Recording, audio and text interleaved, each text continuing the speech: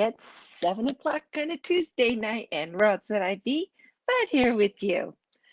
DJ Stutz here with Little Hearts Academy, and I'm trying something new today, and so I hope it works out. Let me know if you have any troubles watching it.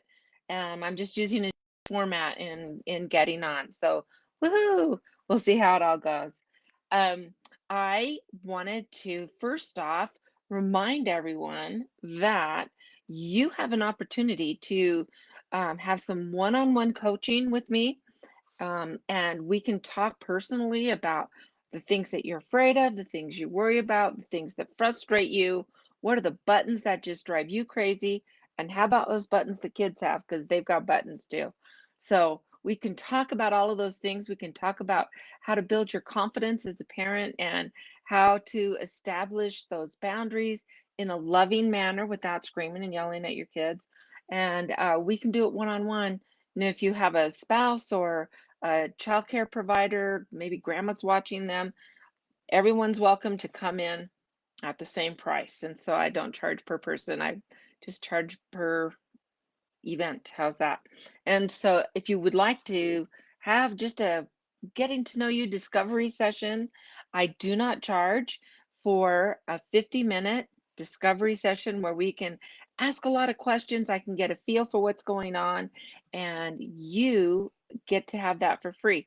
And so if you're interested in that, I'm going to put the link to my calendar in the comments below when we're done here. You can always go to the website, which is www.littleheartsacademyusa.com, and find us there.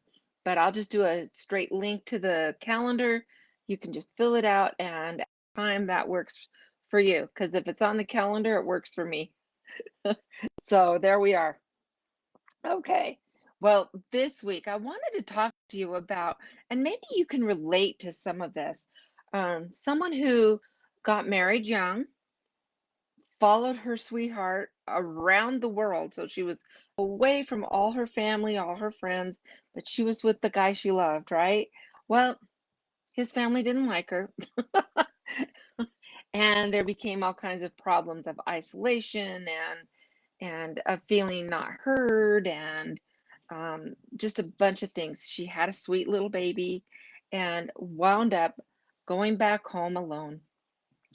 And she just loathed herself. She just was so angry with herself for not managing all of these things, for not looking ahead, and, all of those things that are part of our decisions and the gamble we take when we get married, and especially if we follow them away from our own family. And sometimes that's a good thing, but sometimes it's not. And so she just worked really hard to overcome all of that self-loathing and turn it into self-acceptance and self-love and self-empowerment. And she actually wound up getting a degree as a kinesiologist. She's from Melbourne, Australia. So kinesiology is very different in Australia than it is here in the United States. So here in the United States, it's a study of how the body moves and how to manage it. A lot of health and fitness people will have a degree in kinesiology. I have a son that has his bachelor's was in kinesiology. He wound up being a respiratory therapist. And so that's not her line in Australia. It's more of that holistic look, the of at yourself and your personality and how your brain kind of moves. And so it's a different look there. But she, after all of this, any people pleasers out there? Mm, yeah, I fall in that category too. And she would self-flagellate, and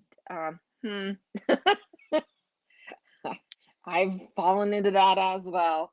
That's just kind of how we grew up, in the personality and the sense of humor that our family had. But um, so now she understands that every day you're straddling between, the divine that's within us, right? And just the messiness of life.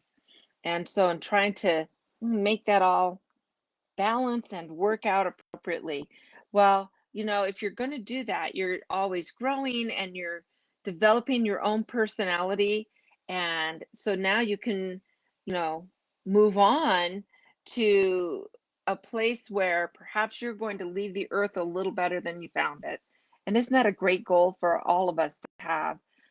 She is actually an author. And wait, let me look at, because it's a longer title. Here it is. Um, Divine Messy Human, a spiritual guide to prioritizing internal truth over external influence.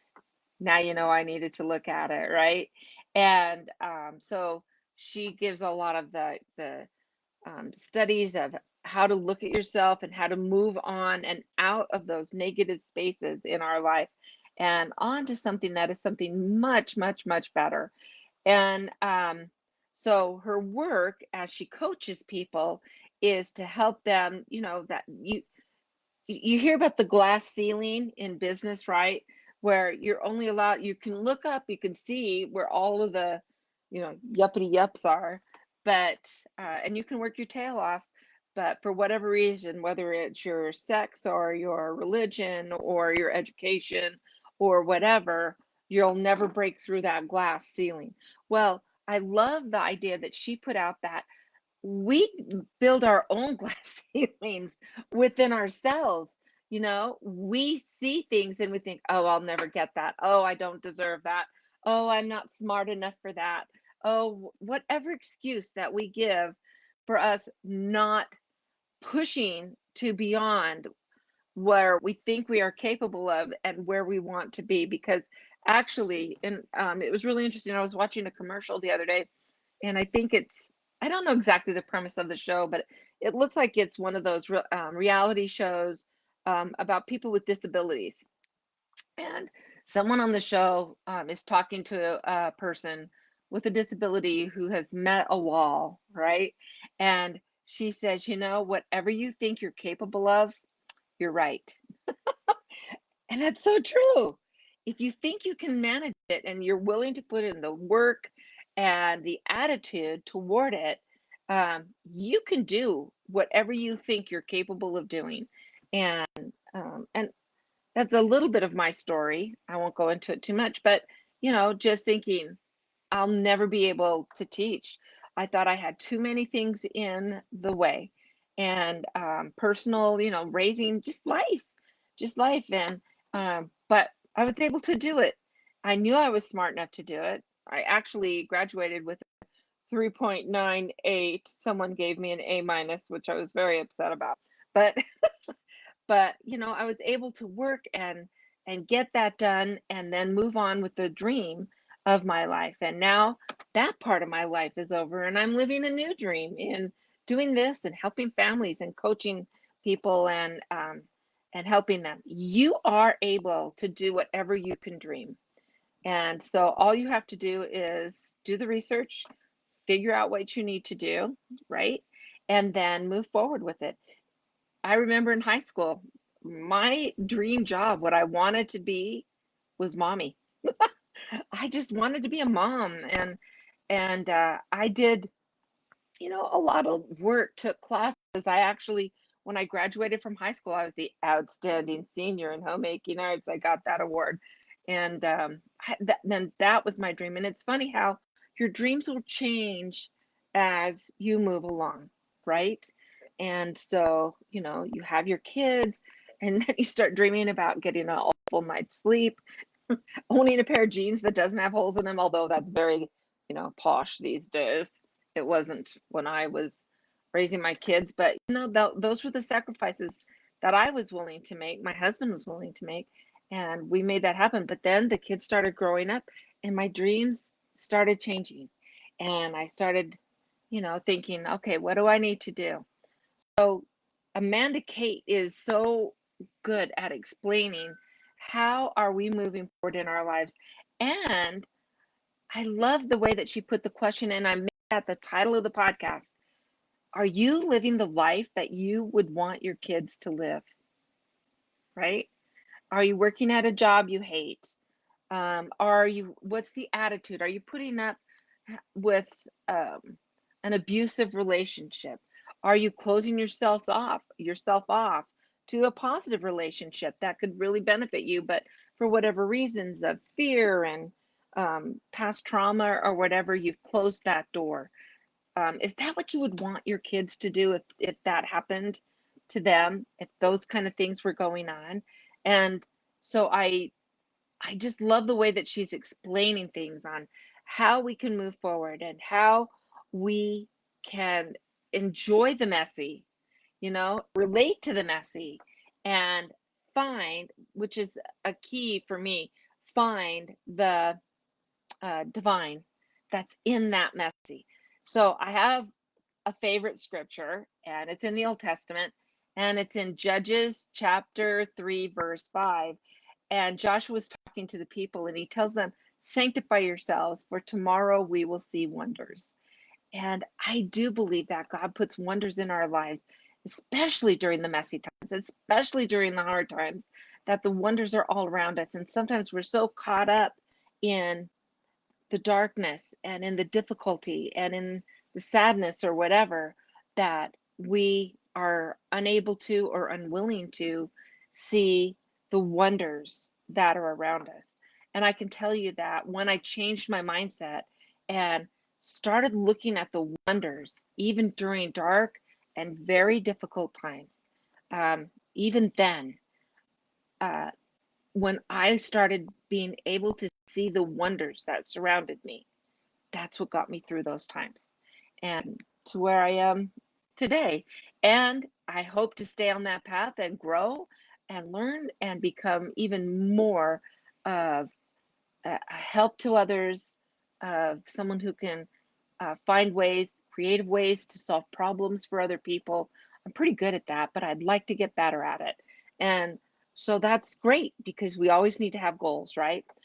I wonder, what are your goals? And I'd love if you want to leave a comment and tell me about some of your goals and what are some of the glass ceilings that you've incorporated into your own life. And a lot of times I think we talk about how others have put glass ceilings there, but the reality is we allowed them to put it there. And and that we have more ability and more control in moving forward than we ever realized that we could. And so right now she's happy. She's living with her sweetheart, her kids, his kids, and a giant dog named Xena. And so I hope that you'll tune in. It's at www.imperfectheroespodcast.com. I'll put the link to that in the show notes as well. And so, in the meantime, if you're thinking about questions or things that you would like for me to address in my lives, I'm here every Tuesday night, like I said, at 7 p.m., and I would be happy to address those. And also, if you want to email me, again, I'll put the email in my show notes in my comments. You can just email me directly with questions or wondering how to get on with the calendar. If you have any issues, I am more than happy. Now, I'm going to ask you for one thing, though, before we go. I'm going to ask you, A, to follow me, and B, to share so that we can get the word out, we can help more families, and we can find the joy in the moment of the screaming 2-year-old and the sleepless nights with the newborn and the manipulating 5-year-old. All those things, we can find that together. And I'd love to help you through that. So until next week, let's find joy in parenting. See you guys.